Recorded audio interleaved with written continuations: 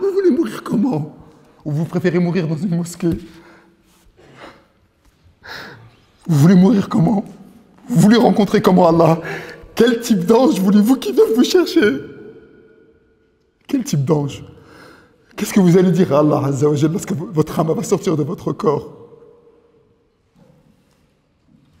Moi, ça me fait peur. Ouais, mais Mehdi, machallah, t'es un imam. Tu nous parles tout le temps de religion, tu nous parles tout le temps de dîn. T'inquiète, t'es bien, toi. Mais non, je suis pas bien, je sais pas comment je vais mourir. Je sais pas comment on en va sortir. Qu'est-ce que je vais dire au moment où mon âme va sortir? Qui je vais rencontrer? Il y a quoi de l'autre côté? Est-ce que je vais bien être accueilli? Est-ce que je vais mal être accueilli? Est-ce que mes actions elles sont sincères vis-à-vis d'Allah? Et nous, on est là, on est complètement fous. Eh, c'est one shot la vie, one shot. C'est un coup d'essai, c'est pas deux. T'as raté ton penalty, t'en auras d'autres. T'as raté ton coup franc, t'as 90 minutes. Mais lorsque tu meurs, tu reviens plus. C'est fini. Et nous, on est en train de jouer avec ça. Salam alaikum. Comment ça va? Est-ce que vous commencez à vous ennuyer ou pas?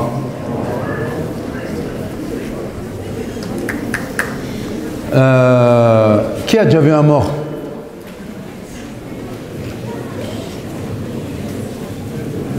Très bien. Et lorsque vous avez vu le mort, ça vous a fait quoi?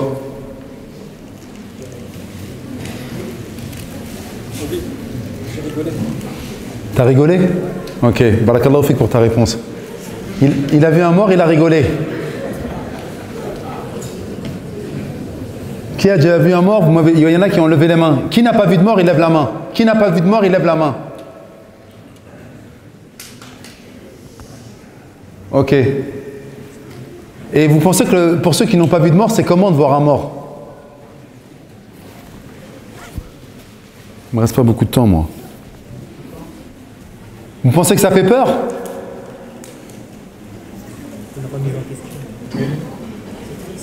C'est triste, hein? Barakallahu fik. Tu en as déjà vu un, toi? Jamais? Il y en a un, il m'a dit que c'est triste. Quel autre mot? Vas-y. Choquant. Barakallahu fik pour le terme. Ça choque, hein? Quelqu'un qui est là, son cœur ne bat plus, il est froid, tu le sens. Ça fait peur aussi. Choquant, peur, triste. Ça te rappelle qu'un jour tu seras comme ça aussi. On ne se rend pas compte qu'il est mort, il a les yeux fermés, on a l'impression qu'il s'endort. C'est le meilleur des rappels, exactement. Une remise en question. Remise en question. Qui d'autre? On ne réalise pas. Oui. Les regrets. Je n'ai pas dit au revoir. Je ne me suis pas excusé. Ah là là, je l'ai vu, tu étais en train de faire n'importe quoi. Allahu Akbar. On a parlé des frères de Villeneuve tout à l'heure. 5 jeunes qui sont morts. Les anges de la mort. Hein, ils sont venus prendre leur âme. Dans quelle situation ils étaient? 140 km/h, compteur bloqué. Ils roulaient à fond. Ils étaient morts de rire, ça se trouve. Pah! Ça a tapé, ils sont morts. Qui est venu chercher? Est-ce que ce sont les anges de la miséricorde ou les anges du châtiment? Des jeunes de votre âge? Ouais. J'entends pas. C'était ton ami qui conduisait la voiture, Allahu Akbar. Il avait quel âge? 2001? 2001, hein? Donc il avait 21 ans. Bientôt 20, ouais, 21 ans. Il s'appelait comment? Allahu Akbar. Qu'Allah lui fasse miséricorde, dit Amin. C'était son ami, Joël, 21 ans. Il est mort et c'est lui qui conduisait la voiture. 21 ans. Tout à l'heure, je finis juste mon propos et après on va vous dire comment accepter la perte, comment accepter la mort d'un être cher. Rasulullah sallallahu alayhi wa sallam, je l'avais déjà dit également et cette vidéo elle a un petit peu tourné. Et il faut que vous compreniez une chose, c'est que le prophète alayhi sallam, kana habibullah, c'était le bien-aimé d'Allah jalla fi'ulah. Kana khalilullah, c'était l'ami intime d'Allah jalla fi'ulah. Kana nabiyullah, c'était le prophète d'Allah. Kana rasulullah, c'était le messager d'Allah. Le paradis il va s'ouvrir qu'avec l'autorisation du prophète. La première personne qui va rentrer au paradis, c'est le prophète. La première personne qui va être ressuscitée, c'est le prophète. Personne n'aura le droit de parler yawm al-qiyamah, si ce n'est le prophète. il va se prosterner, il va implorer Allah subhanahu wa ta'ala par des noms qu'on ne connaît même pas parmi les noms et attributs d'Allah Jalla fi'ula. Le prophète de l'islam, Muhammad ibn Abdullah, sallallahu alayhi wa alihi wa sallam. Nous, on se prend trop pour ce qu'on n'est pas. Rasulullah, il avait 3 fils qu'il aimait particulièrement et 4 filles. 3 de ses filles sont mortes de son vivant. Et ces 3 fils, le plus âgé d'entre eux, il a eu 4 ans, dans certaines versions. Et là, vous vous dites quoi, vous? Qu'est-ce que moi je dois me dire? J'aime mes enfants, j'ai des enfants. Qu'il est difficile pour un père ou pour une mère de voir ses enfants partir, mourir tôt, jeunes. Et pourtant, Rasulullah, écoutez bien, hein, le surnom c'est Habibullah, le bien-aimé d'Allah. Et pourtant, Allah Jalla fi'ula, il lui a dit quoi? Je vais te prendre tes enfants. Vous croyez qu'il avait un privilège particulier parce que c'était Muhammad ibn Abdullah, parce que c'était le messager d'Allah? Aucun privilège. Lorsque la faucheuse, lorsque la mort, lorsque la destructrice des plaisirs arrive, il n'y a rien qui peut l'empêcher. Parce que ça a été fait, comme nous l'avons dit tout à l'heure, par décret divin. Donc moi, lorsque je vois que les enfants du prophète, ses bien-aimés, ses fils et ses filles qu'il aimait plus que tout, les personnes les plus proches qui sortaient même des entrailles, des reins du prophète, Muhammad sallallahu alayhi wa sallam, ils sont morts. Qui êtes-vous? Qui sommes-nous, nous, pour ne pas mourir? En fait, vous êtes en train de me regarder et vous vous dites, ouais, il est en train de parler d'un concept. Mais ce n'est pas un concept, c'est vous là dont je suis en train de parler.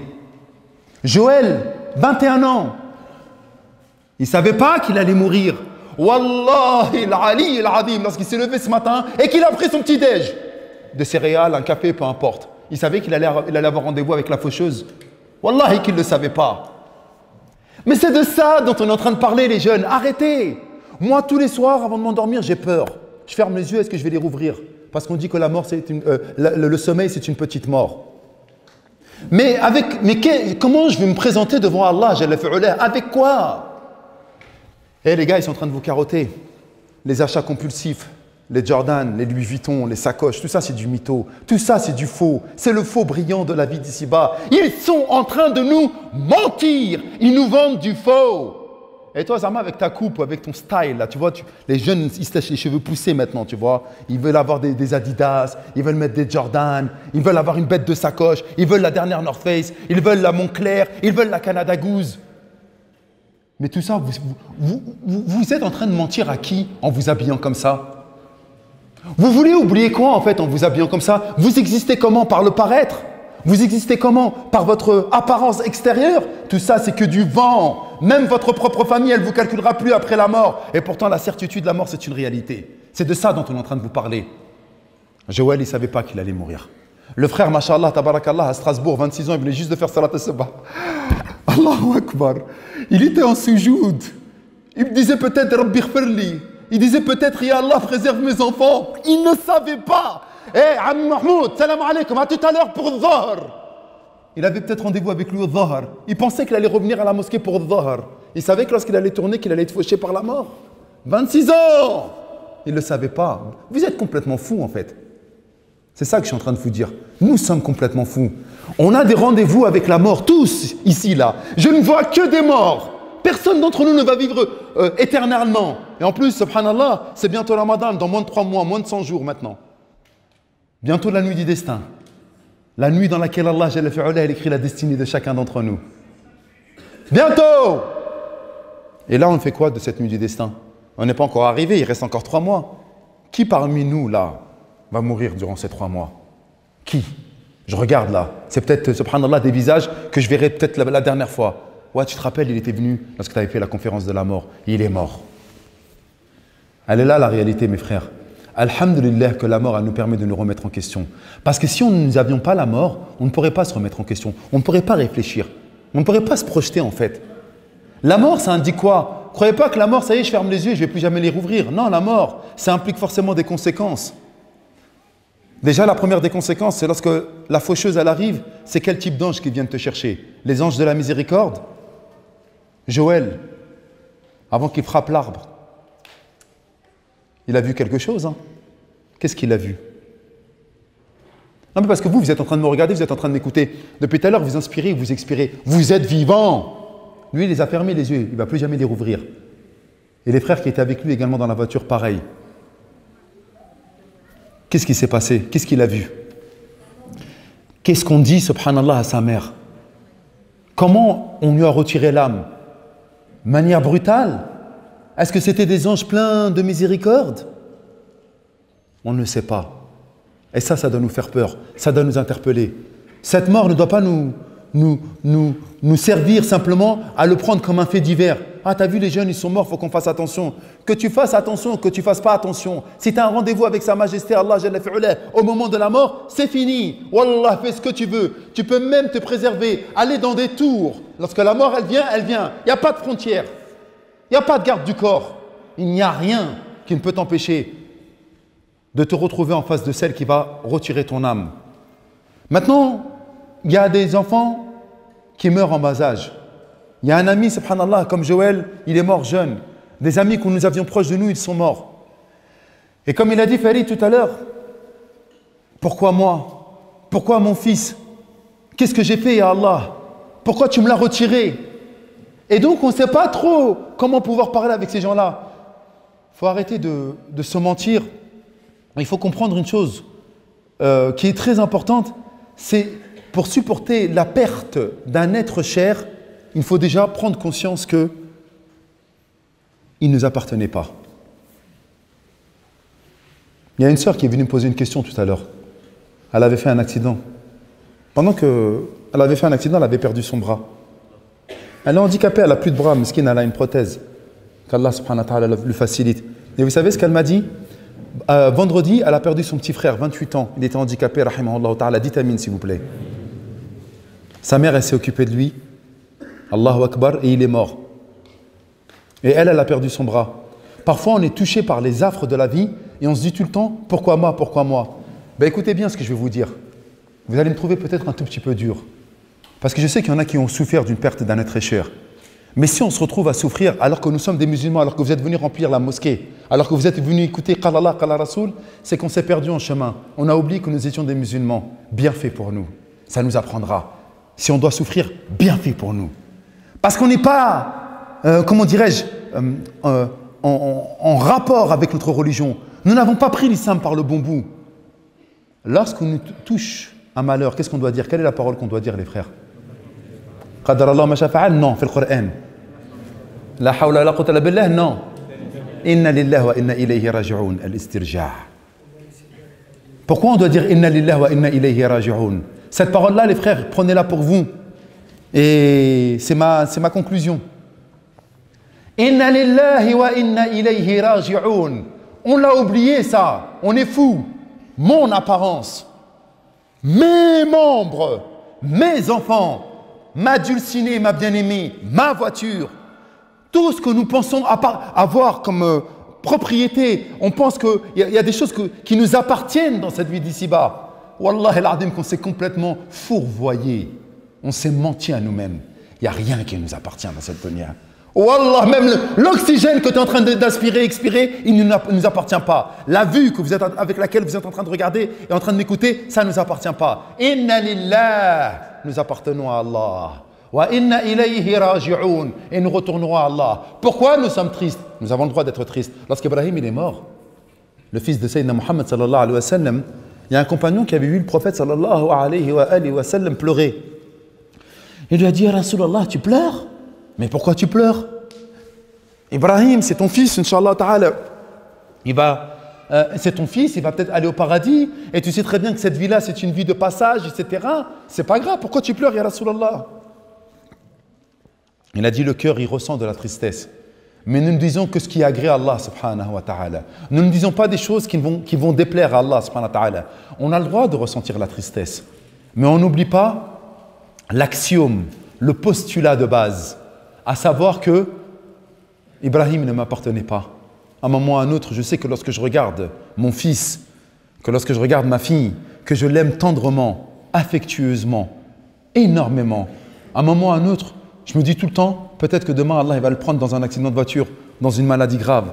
Peut-être qu'Allah subhanahu wa ta'ala va le prendre à un moment ou à un autre. Et lorsqu'il va le prendre, je me projette.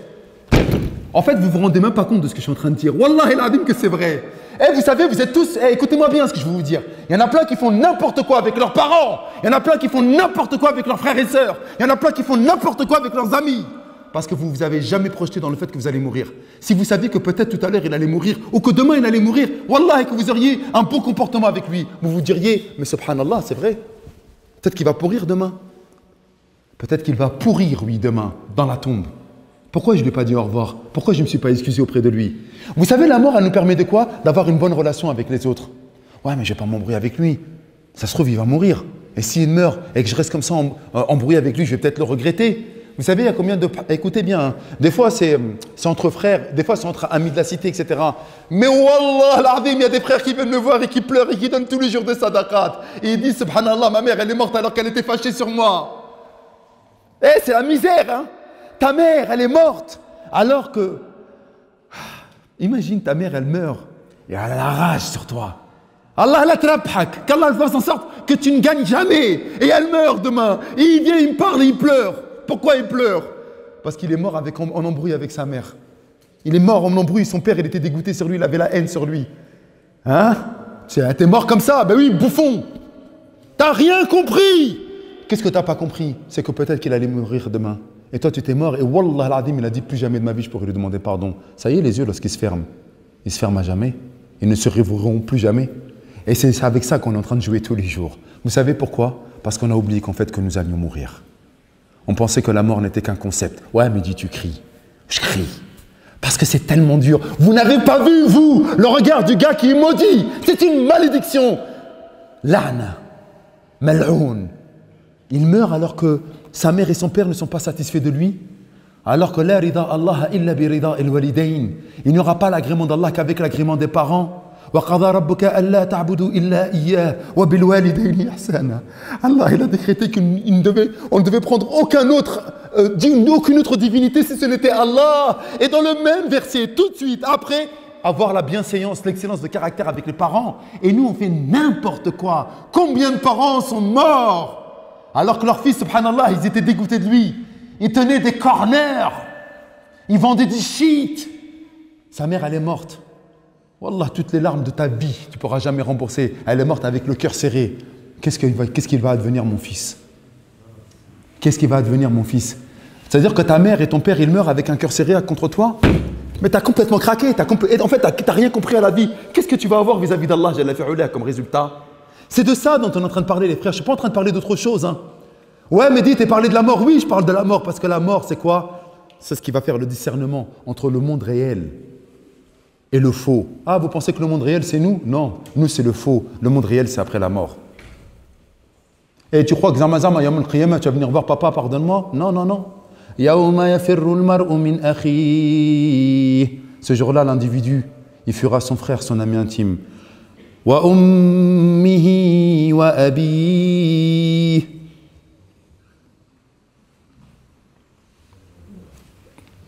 Hein?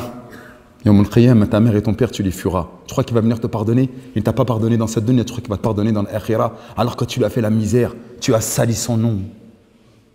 Hein? Tu vends du shit. Ouais, c'est le fils de Mohammed. Lequel? Ouais, le vendeur de drogue. Ah ouais, le fils de Mohammed, le vendeur de drogue. Voilà comment tu as sali le nom de ton père. Bravo les gars!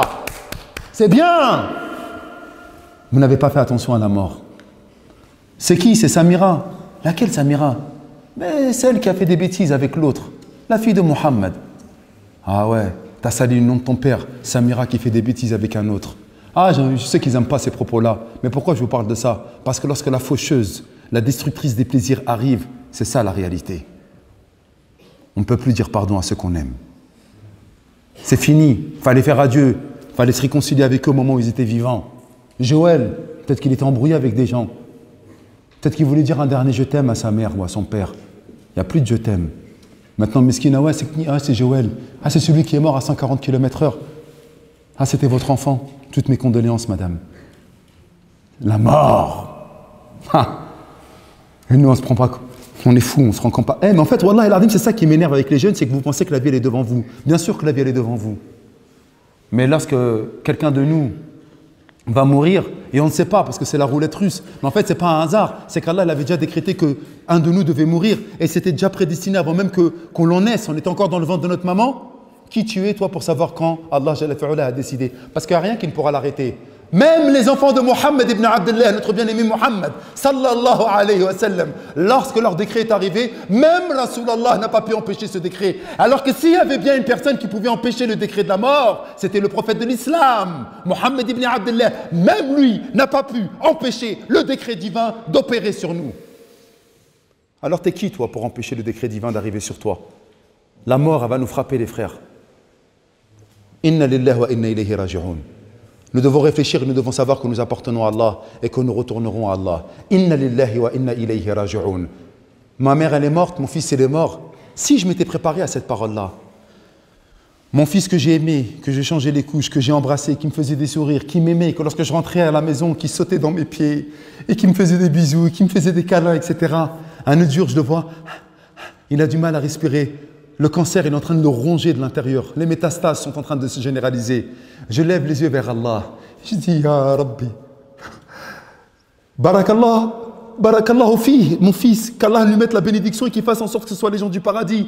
Mais si je l'ai aimé et qu'il m'a donné un temps et qu'il le récupère, qui suis-je moi pour dire non et Allah ne me le reprend pas? Est-ce que j'aurais pu avoir un gosse s'il ne m'avait pas donné, subhanallah, les moyens de l'avoir? S'il ne m'avait pas donné mon épouse pour pouvoir l'amener? J'aurais jamais pu avoir cet enfant-là. Allah, il me l'a donné, c'est Allah qui me le reprend. J'ai aimé ma femme plus que tout, la mère de mes enfants. Elle va mourir, elle va laisser 4 orphelins. C'est qui? C'est ma femme, oui, Allah me l'a donné comme cadeau. Mais s'il veut la reprendre, elle lui appartient. Inna lillahi wa inna ilayhi raji'un. J'avais 10 000 euros, je les ai perdus. C'est qui me les a donnés? C'est Allah. Inna lillahi wa inna ilayhi raji'un. Depuis nous les musulmans, que nous avons oublié que nous appartenions à Allah et que nous retournerons à Allah, Jalla fi'ala, depuis que nous avons oublié ce principe de base dans notre vie, eh bien chaque fois qu'un malheur nous touche, on est dégoûté. Pourquoi moi, ya Allah? Qu'est-ce que j'ai fait, ya Allah? Pourquoi tu m'as touché comme ça, ya Allah? Bien fait pour nous. Et là, ce que je vous dis bien fait pour nous, c'est pas un chah. C'est les gars, en disant bien fait, c'est un bienfait plein de bienveillance, d'amour, de compassion à mon égard et au vôtre. En vous disant, les gars, allez, on reprend ce principe qui est le nôtre. Nous appartenons à Allah et nous retournons à Allah. Cette vie-là, c'est une vie de passage. C'est une vie qui n'est pas éternelle. Cette vie-là, c'est une vie qui va nous permettre, bi'idhnillah ta'ala, juste d'être testés pour vivre avec ceux qu'on aime pour l'éternité de l'autre côté. Je finis avec ce propos qui est important quand même. C'est un verset coranique. Il me reste 5 minutes, Inch'Allah ta'ala, avant le Maghrib. Allah subhanahu wa ta'ala dans Surat al-Mulk, dans la sourate la royauté, il nous dit Tabarakalladhi biyadihi al-mulk. Béni soit celui qui détient la royauté, Allah Jalla fi'ala. Tabarakalladhi biyadihi al-mulk wa huwa ala kulli shay'in qadir. Et Allah Jalla fi'ala est capable de toutes choses. Regardez ce qu'il nous dit ensuite. Alladhi khalaqa al-mawta wal hayata liyabluwakum ayyukum ahsanu amala. Regardez la particularité, la précision du Coran. La précision chirurgicale de la parole de Sa Majesté, Allah subhanahu wa ta'ala.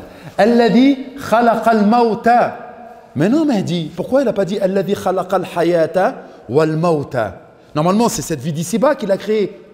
La vie, ensuite la mort, et ensuite la vie de l'au-delà. Mais Allah, Jalla fi'ala, il a tout de suite dit celui qui a créé la mort et ensuite la vie. Il n'a même pas donné de l'importance à cette vie d'ici-bas. Il a donné tout de suite donné de l'importance à quoi? Alladhi khalaqal mawta. Celui qui a créé la mort. Pourquoi? Parce que nous sommes nés pour mourir. Vous avez vu l'enseignement de ce verset? Alladhi khalaqal maut. Depuis que nous sommes nés, nous sommes morts. Nous avons un rendez-vous avec la mort. Inéluctablement, nous sommes en phase avec la mort. Alors pourquoi les frères, on se ment à nous-mêmes? Pourquoi on ne se prépare pas à ce rendez-vous avec Allah qui nous aime plus que tout? Inna lillahi, nous appartenons à Allah, pas à nos parents, pas à notre épouse, pas à nos enfants, pas à nos collègues, pas à nos gassures. On appartient à Allah et on retournera à Allah. Pourquoi on ne se prépare pas à la rencontre de celui qui nous aime vraiment, de celui qui nous a créés, de celui qui nous a donné le souffle de vie? Pourquoi on ne respecte pas Allah, notre Créateur? Celui qui nous aime vraiment, celui qui va nous donner la vie éternelle, celui qui nous a donné nos pères et nos mères, celui qui nous a donné notre santé, celui qui nous a donné notre vie et nos yeux pour qu'on puisse lire et écouter, celui qui nous a donné notre nourriture quotidienne, ceux qui sont en train de souffrir là. Moi, je passe tous les jours à la porte de la Villette. Ceux qui sont venus du Bénin, de l'Érythrée, de Somalie, d'Algérie, de Tunisie. Hein? Ils sont en train de galérer, subhanallah, dans des tentes, là, mais wallah, vous voyez leur vie. Ils ont quitté l'Afrique pour espérer retrouver quelque chose un bien-être. Ils vivent dans le froid tous les jours. et ils vont mourir. Nous, lorsqu'on est malade, qu'est-ce qu'on fait? On va rentrer à la maison, on va s'emmitoufler dans notre couverture, on va mettre Netflix et on va regarder la télé. Eux, lorsqu'ils sont malades et lorsque leur nez coule, lorsqu'ils ne sont pas bien, il y a qui vont être? Ils sont encore dehors. La pluie, elle tombe sur eux. Ils n'ont même pas d'endroit pour pouvoir se réchauffer. Ils attendent quoi, eux? La mort.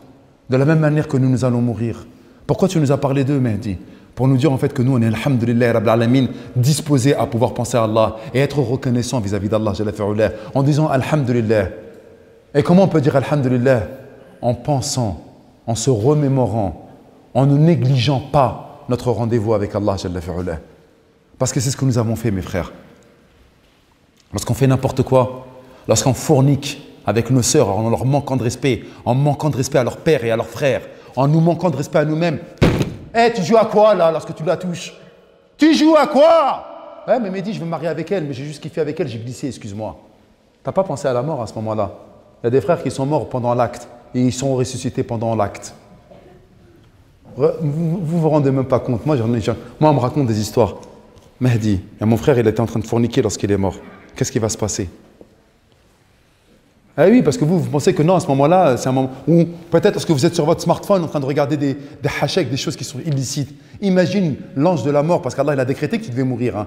Vous savez très bien que, subhanallah, il y a des gens qui meurent. Wallah, il y a 2 semaines de ça, je suis parti faire une salade janaise. Hein. Pareil, 3 enfants, ils étaient là. J'ai pris son fils, je le prenais dans mes bras. Il avait 36 ans. Alhamdulillah, il travaillait dans une boulangerie. Il allait faire salat al-isha. Son collègue lui a dit, vas-y, va faire salat al-isha, après je le fais moi. Il fait, non, on l'a fait ensemble, on va gagner 27 hasanet. Parce que lorsqu'on l'a fait jama'a, c'est multiplié par 27. Il a dit, ok, vas-y, pas de problème, ils ont fait la salat janaise ensemble. Wallah, il montait les escaliers, il était dans le sous-sol, là où on faisait les baguettes. Il montait les escaliers, oqsimulakum billah, il m'a raconté. Il s'est assis comme moi, je me suis assis, et d'un seul coup, sa tête, elle est partie en arrière. Rupture d'anévrisme, il est mort. Allahu Akbar. Mais en fait, je vous raconte des histoires, vous me dites, toi, me dis, arrête, c'est quoi, t'es un mytho? Ouais, je suis un mytho, pas grave. Prenez comme vous voulez. Wallah, qui ne savait pas qu'il allait mourir lui aussi. Son fils, il me dit, merci tonton, merci pour tes paroles que tu nous as racontées. Orphelin, le petit. Son père, il est mort à 36 ans. Il avait les projets de voir ses enfants se marier. Le soir, il était content, il allait peut-être retrouver ses enfants et sa femme, etc. Non, la faucheuse, elle est arrivée. T'es qui, toi, pour pas mourir encore une fois? Et des histoires comme ça, j'en ai plein, des gens qui ont été morts par surprise, à la rafla. Et nous, on ne se rend pas compte de ça. On pense qu'on est éternel. Et donc, il vient, je suis en train de parler, subhanallah, il est mort comme ça. Il s'est juste assis, mais moi, il a fait l'isha. Pendant que tu es en train de regarder tes choses haram, pendant que tu es en train d'écouter des choses haram, pendant que tu es en train de parler avec une fille haram, pendant que tu es en train de fourniquer dans le haram, qui te dit que tu ne vas pas mourir à ce moment-là? Parce qu'Allah t'a donné des décrets, t'a donné de la chance de pouvoir continuer à vivre. Ouais, tu cries, bien sûr je crie. Parce que imaginez-vous, en fait vous vous rendez même pas compte. Pourquoi Mehdi tu cries? Mais imaginez de mourir comme ça. Imaginez de mourir comme ça. Malédiction! Quel ange va venir récupérer son âme lorsqu'il va mourir comme ça? Mehdi, arrête, tu nous saoules, tu nous prends la tête. Moi, ce qui me fait peur, c'est qu'on fasse partie de cela. Je vous ai tout raconté ce soir. Comme n'importe qui peut mourir et que c'est fait par décret. Tu peux être sur le... Il y a encore, subhanallah, un Algérien, machallah, il joue en division 2 en Algérie. Capitaine, 30 ans. Wallah l'adim, il galopait comme un cheval. Oqsimulakum billah. Sur le terrain, crise cardiaque, il est mort. Là, tu dis sportif, il fait attention à sa nourriture. Tous les jours, entraînement. Machallah, il fait attention à lui. 30 ans, crise cardiaque, sur le terrain. Massage cardiaque, rien à faire. C'est fini. Le décret, il est là. Qui vous êtes-vous pour ne pas mourir? C'est ça que vous devez réfléchir. Et c'est comme ça qu'on va conclure notre ders. Qui êtes-vous, vous, pour ne pas mourir? Qui êtes-vous? Vous voulez mourir fait le mukhaddarat, dans les drogues illicites, dans le hachek, dans le chichon, dans le crack, dans la cocaïne. Vous voulez mourir dans la fornication. Vous voulez mourir avec une chicha dans la bouche, en train de rigoler, en train de voir des filles dans la musique, etc. Vous voulez mourir comment? Ou vous préférez mourir dans une mosquée? Vous voulez mourir comment? Vous voulez rencontrer comment Allah? Quel type d'ange voulez-vous qui vienne vous chercher? Quel type d'ange? Qu'est-ce que vous allez dire à Allah Azza wa Jalla lorsque votre âme va sortir de votre corps? Moi, ça me fait peur. Ouais, mais Mehdi, machallah, t'es un imam. Tu nous parles tout le temps de religion, tu nous parles tout le temps de dîn. T'inquiète, t'es bien, toi. Mais non, je suis pas bien, je sais pas comment je vais mourir. Je sais pas comment mon âme va sortir. Qu'est-ce que je vais dire au moment où mon âme va sortir? Qui je vais rencontrer? Il y a quoi de l'autre côté? Est-ce que je vais bien être accueilli? Est-ce que je vais mal être accueilli? Est-ce que mes actions elles sont sincères vis-à-vis d'Allah? Et nous, on est là, on est complètement fous. Eh, c'est one shot la vie, one shot. C'est un coup d'essai, c'est pas deux. T'as raté ton penalty, t'en auras d'autres. T'as raté ton coup franc, t'as 90 minutes. Mais lorsque tu meurs, tu reviens plus. C'est fini. Et nous, on est en train de jouer avec ça. On est en train de jouer avec le one shot qu'Allah nous a donné. Joël, il aurait eu, Wallah el-Adim, là, il est dans le, là, vous savez quoi, Joël, là, il est dans le congélateur. On va faire une autopsie parce qu'il est mort. On veut savoir comment il est mort. Parce qu'il y a une enquête qui a été faite. Joël, pendant qu'il est dans le congélateur, là, vous croyez quoi? Il voit Bel'aïn al-Yaqin. Il demande, s'il te plaît, faites-moi revenir. Je ne voulais pas mourir comme ça. Wallah el-Adim, c'est ce qu'il demande. Et vous, espèce d'ingrat, moi avec vous, le premier des ingrats, on est vivant. Il y a Ramadan qui va bientôt arriver dans 3 mois. Et on ne revient même pas à Allah. C'est ça l'ingratitude la plus totale. Ouais, mais dis, tu t'es énervé, c'est pas grave. Si je ne m'énerve pas sur un sujet aussi important, Wallah el-Adim, que je vous ai manqué de respect et je n'ai pas été loyal avec vous. C'est quand qu'on va se réveiller? C'est quand qu'on va prendre réellement conscience que la vie c'est one shot? Un essai, pas deux. Joël, il aimerait bien revenir. Est-ce que vous vous rendez compte que Joël, il est mort à 21 ans, c'est son éternité qui va jouer? C'est pas du style, ouais, il est mort à 21 ans, donc il n'aura que 21 ans d'enfer. Voilà, 21 ans de paradis. Non, 21 ans, c'est toute l'éternité, ça ne s'arrêtera plus jamais. C'est de ça dont on est en train de parler. سبحانك اللهم وبحمدك اشهد ان لا اله الا انت استغفرك واتوب اليك. نسال الله العلي العظيم ان يرحم اموات المسلمين. قولوا امين. اللهم ارحم اموات المسلمين. اللهم ارحم اموات المسلمين.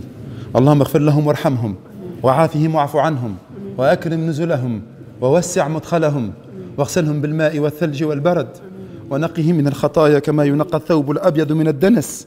اللهم يا رب يرزقهم بيتا خير من بيتهم. اللهم وسع قبورهم. اللهم اجعل قبرهم روضة من رياض الجنة ولا تجعل قبورهم حفرة من حفر النار برحمتك يا عزيز يا غفار. Oh Allah, toi miséricordieux, très miséricordieux, toi qui écoutes et qui exauces nos invocations, fais en sorte de faire miséricorde à tous les morts parmi les croyants. Et Ya Allah, fais miséricorde à Joël ainsi qu'à ses amis. Ya Allah, tu es le tout miséricordieux, le bienveillant, le clément. Même s'ils ont été désobéissants, tu es le miséricordieux, fais leur miséricorde. Ya Allah, fais miséricorde à tous nos jeunes. Ya Allah, fais miséricorde aux morts parmi les croyants. Ya Allah, fais en sorte que nous puissions mourir sur la parole de la ilaha illallah, Muhammadan Rasulallah. Ya Allah, ressuscite-nous avec les bons, les pieux, les martyrs et les prophètes et messagers et fais-nous entrer dans les hautes sphères de ton paradis éternel et que les prières et les bénédictions soient sur notre prophète Muhammad, ses épouses, ses compagnons et tous ceux qui l'ont suivi jusqu'au jour du jugement dernier. Subhana rabbika rabbil izzati amma yasifun wa salamun ala al-mursalin walhamdulillahi rabbil alamin.